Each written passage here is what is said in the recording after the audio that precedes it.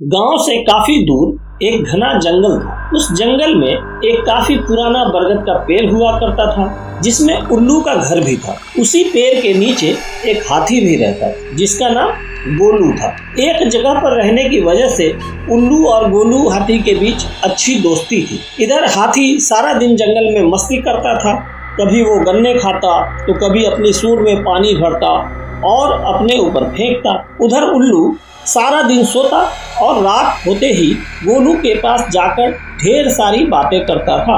ऐसे ही दोनों का समय अच्छे से कट जाता था। एक दिन हाथी घूमकर शाम के समय बरगद के पेड़ के पास लौट रहा था। तभी उसने कुछ भूतों को बात करते हुए देखा। उसने सुना कि भूत आसपास के लोगों को डराने की सोच रहे हैं। उसी वक्त भूतों के सरदार ने गोलू को देख लिया। वो जोर से चिल्लाया, पकड़ पकड़ इसे पकड़ के ला।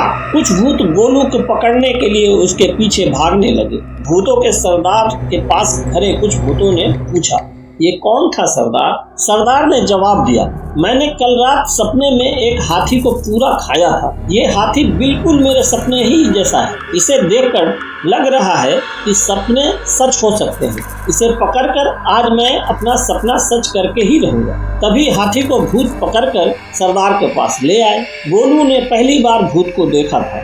उन्हें देखकर वो डर गया। कांपते हुए गोलू हाथी की तरफ भूतों का सरदार अपना सपना सच करने के लिए बढ़ने लगा। गोलू के हाथ पैर ठंडे पड़ चुके थे। ताकत तो गोलू के पास काफी थी, लेकिन उसे समझ नहीं आ रहा था कि भूतों से वो कैसे निपटे। उसी समय गोलू का दोस्त उल्लू वहां पहुंचा। चिल्लाते हुए उल्लू हाथी के सर पर बैठ गया और कहने लगा, आज मेरा सपना पूरा हो गया। यही है वो जिसे मैंने अपने सपनों में देखा था। हाँ, यह बिल्कुल वही है, बिल्कुल। उल्लू की ऐसी बातें सुन भूतों के सरदार ने पूछा, अरे ये क्या हुआ तुम्हें? क्यों चिल्ला रहे हो और क्या कहना चाहते हो? कौन यही और वो कौन सा सपना?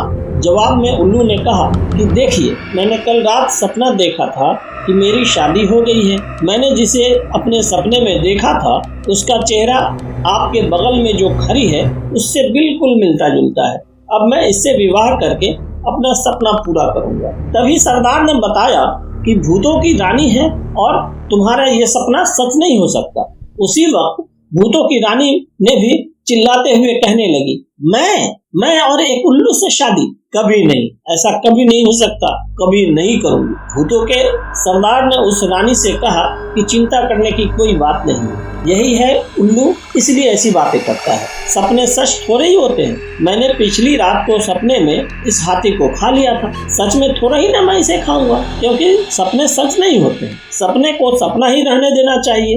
इतनी बात सुनते ही गोलू तेजी से अपने बरगद के पेड़ की तरफ भाग गया। हाथी के वहां से जाते ही उल्लू ने भूतों के सरदार से कहा, आप लगते तो हो उल्लू ही, लेकिन बातें और काम समझदारी की करते हो। मुझे अच्छा लगा आपकी बातें सुनकर। इतना कहकर उल्लू वहां से उड़कर बरगद के पेड़ पर पहुंच गया। अपने दोस्त उल्लू को देखते ही हाथी ने उसे धन्यवाद कहा और उल्लू जोर जोर से हंसने लगा।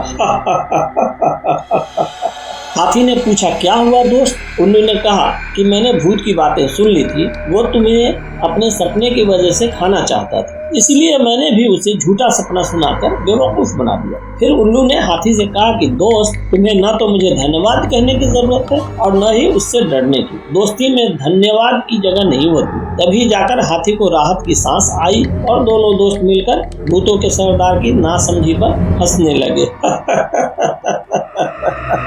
तो दोस्तों, दोस्ती अगर सच्ची हो तो वो हर मुसीबत में आपके साथ खड़े हो। तो दोस्तों, ये थी हमारी आज की कहानी। उम्मीद करता हूँ आपको पसंद आई होगी। आपका क्या कहना है इस कहानी के बारे में? अपना कमेंट्स करके हमें जरूर बताइए। वीडियो को लाइक करके चैनल को सब्सक्राइब कर लीजिए। साथ में घंटी को दबाकर ऑल पर सेट कर लें, ताकि आने वाली कहानी का नोटिफिकेशन आप तक जल्द पहुंच जाए। मिलते हैं अगले वीडियो में, तब तक के लिए धन्यवाद।